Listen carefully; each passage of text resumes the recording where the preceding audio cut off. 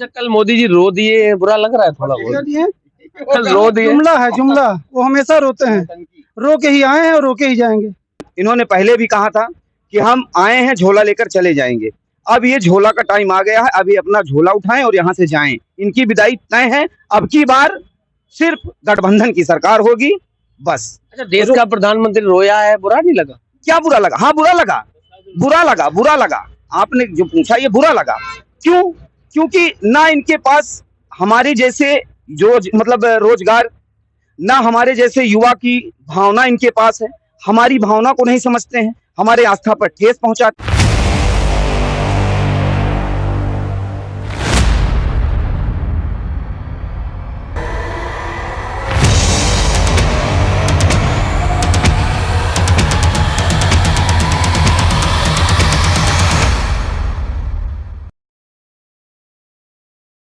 रायबरेली में, और जहां ये विधानसभा सगौन है और मेरे पीछे कौन विधानसभा में हूँ, ये बहुत सारे लोग हैं। वास्तविकता चुनाव 4 चरण का मतदान हो चुका है और 5वें चरण में यहाँ मतदान होना है। ये बहुत सारे लोग हैं, इन लोगों से बात करने का और जानने का प्रयास करता हूँ कि वास्तविक इस बार माहौल क्या है। क्योंकि रायबरेली और अमेठी पूरे उत्तर प्रदेश में अगर देखा जाए तो मैनपुरी कन्नौज के बाद सबसे चर्चित अगर सीटें हैं तो अमेठी और रायबरेली। उसका सबसे बड़ा कारण ये है कि राहुल गांधी यहाँ से चुनावी मैदान में है।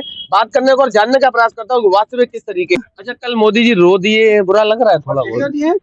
कल रो दिए। जुमला है जुमला, वो हमेशा रोते हैं। रो के ही आए हैं और रो के ही जाएंगे। नौटंकी है ये, रोना धोना लगा रहेगा। अब ये 3 चरण में, चार चरण में चुनाव हार चुके हैं ये। अब ये रोएंगे ही। ये 15 लाख और ये नौटंकी जो बता रहे हैं, आस्था के विषय पे जो सवाल उठाते हैं कि आस्था, ये राम मंदिर, इन सब पे इनका कोई काम नहीं चलने वाला। अब इंडिया गठबंधन की सरकार बनेगी, इनका अब जाना तय है। इन्होंने पहले भी कहा था कि हम आए हैं झोला लेकर चले जाएंगे। अब ये झोला का टाइम आ गया है, अभी अपना झोला उठाएं और यहाँ से जाएं। इनकी विदाई तय है। अब की बार सिर्फ गठबंधन की सरकार होगी, बस। अच्छा, देश का प्रधानमंत्री रोया है, बुरा नहीं लगा? क्या बुरा लगा? हाँ, बुरा लगा, बुरा लगा, बुरा लगा। आपने जो पूछा ये बुरा लगा। क्यों? क्योंकि ना इनके पास हमारे जैसे जो मतलब रोजगार, ना हमारे जैसे युवा की भावना इनके पास है। हमारी भावना को नहीं समझते हैं, हमारे आस्था पर ठेस पहुंचाते हैं, हमारे जैसे युवा को चूतिया बनाते हैं। इन्होंने कहा था कि मैं 2 करोड़ रोजगार दूंगा। ये बताइए 10 साल में इन्होंने कितना रोजगार दिया? बताइए आप। पकौड़ा तलवाया, चूतियाफा बनाया, जहां देखो जैसे भी देखो यहाँ सांड चर रहे हैं। खेतों में जाइए देखिए, खेतों में भी कोई मतलब ज्यादा उस तरह नहीं है। खेत में जानवर मार रहे हैं किसान को, किसान मर रहे हैं। रोजगार जो युवा टहल रहे हैं ये परेशान हैं। हम जैसे युवा बताइए क्या कर सकते हैं देश के लिए? घर में माँ है, बहन है, परिवार है, कैसे पालेंगे आप बताइए?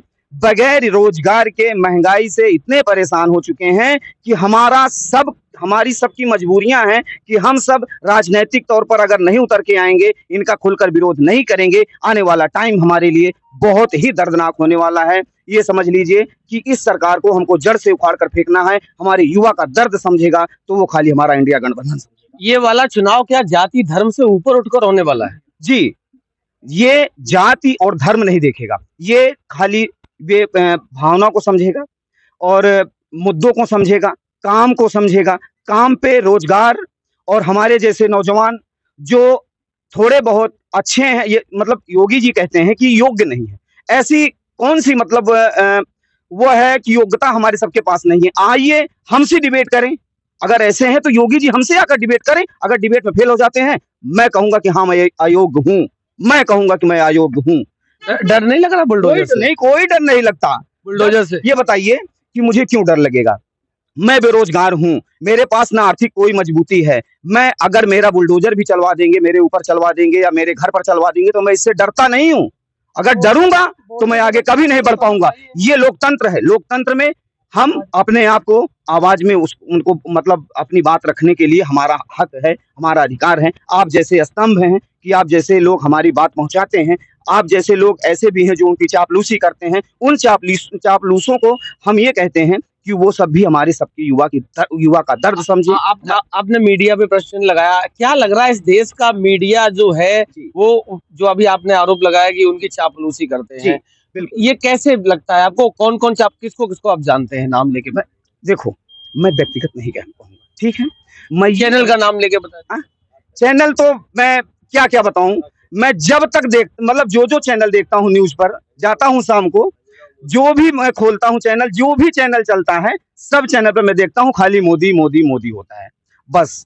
और आज आपके भी चैनल से हमारा संपर्क हो गया है, अब आपका चैनल भी हम देखेंगे, जैसा भी होगा हम बस। अच्छा, हमारा खोल के देखो, अगर आपको लगेगा कि वास्तविक में, अगर आपको लगेगा कि मैं किसानों और युवाओं के मुद्दे उठाता हूँ, फिर क्या करोगे? फिर धन्यवाद दूंगा आपको, आपका आभार प्रकट करूंगा कि आपने हमारी बात को अपने उसमें शामिल किया, भावना में शामिल किया। आप जैसे भाई हमारी आवाज को वहां तक पहुंचाने के लिए हमारी मदद कर रहे हैं। क्या लग रहा है, इस देश का मीडिया निष्पक्ष होना चाहिए? होना चाहिए, बिल्कुल होना चाहिए। हमारा दर्द समझिए आप। हम सब बहुत दुखी हैं, ये समझ लीजिए। हम सब सुबह से निकलते हैं, शाम से निकलते हैं, यहाँ देखते हैं, वहां देखते हैं, जाकर जनता में बैठते हैं, समाज में बैठते हैं, तो यही खाली दुख दर्द सुनते हैं कि क्या हो रहा है, क्या नहीं हो रहा है। ये बताइए हम सब क्या करें? मोदी जी और योगी जी हमारी युवाओं की बात सुने, हमारी युवाओं की भावनाओं को सुने, आस्था पर कोई भी विषय ना उठाकर खाली एक रोजगार और महंगाई, इस पे सब पर चर्चा करें, आकर सामने जो भी हो। एक सवाल और मुझे याद आ गया, क्या आपका क्या मानना है कि इस देश में जो सरकार दंभ भरती है कि मैं 80 करोड़ परिवारों को राशन देती हूँ, जो सरकार कहती है, वो इस देश के लिए उपलब्धि है या फिर शर्मनाक है? ये 2013 का है, ये नियम जो है ये कांग्रेस ने लाया था। ये नहीं, मेरा आप सवाल नहीं समझ पाए। ये देश के लिए उपलब्धि है या शर्मनाक है कि हमारे देश के शर्मनाक है सर। ये तय हो रहा है भैया कि ये आपने 80 करोड़ लोगों को फिर से गरीब बना दिया है, ठीक है। जो आपको कम करना चाहिए था, ना कि आपको बढ़ाना चाहिए था। आप 80 करोड़ जो बताते हैं कि हम दे रहे हैं राशन, तो आप वो दे रहे हो तो आप खुद तय कर रहे हो कि वो गरीब हो गए हैं। हमने गरीब बना दिया 80 करोड़ लोगों को, तो ये तो खुल्लम खुल्ला खुद ही बता रहे हैं कि हम 80 करोड़ लोगों को हमने गरीब। तो मिश्रा जी, 13 रुपए वाली चीनी मिली थी थोड़ी बहुत, कुछ एक आध महीने मिली हो थोड़ी बहुत? एक किलो नहीं मिली भैया, 1 किलो की बात कर रहे हैं हम। 1 किलो की बात कर रहे हैं, नहीं मिली कभी। कुछ तो काम कराया होगा पूरे जिले में स्मृति ईरानी ने। हमको तो कहीं नहीं लग रहा है। हाँ, एक काम कराने का प्रयास किया था। आज तक एक CHC PSC अस्पताल जो होते हैं गांव में देहात में, उसको एक भी अस्पताल नहीं बनवाया। हाँ, एक मुंशीगंज का अस्पताल जिसे यहाँ के लगे पास के कई जिलों के लोग, करोड़ों लोग इलाज करा चुके हैं, अपना जीवन की रक्षा कर चुके हैं, उसको बंद करवाने का काम किया। ये उपलब्धि पूरे 5 साल की स्मृति ईरानी की उपलब्धि है पूरी इनके 5 साल की। अच्छा, कहा यह जाता है कि वो केंद्र में मंत्री हैं और मोदी जी की सबसे चहेती मंत्री भी हाँ, है। ये सही है। इसी उम्मीद से यहाँ की जनता भ्रमित होके उनसे जुमलेबाजी की गई, झूठे वादे किए गए थे। यहाँ की जनता भ्रमित होके इनके ऊपर विश्वास किया उन्हीं था। के नाम पे तो उन्हीं के नाम पे अमेठी से जीती हैं। इनको कौन जानता था? अमेठी में इनको कौन जानता था? उन्हीं के नाम पे जीती हैं। तो ये अमेठी की धरती है, रायबरेली की धरती है, और यहाँ 20 तारीख को मतदान होना है। तो लगातार मेरे साथ बने रहिए। पश्चिम से लेकर अब पूरब की यात्रा पे पहुंच चुका हूं और वास्तविक युवाओं और किसानों के वास्तविक जो मुद्दे हैं वही उठाता था, उठाता हूं और आगे भी उठाता रहूंगा। तो लगातार मेरे साथ बने रहिए। तब तक के लिए नमस्कार।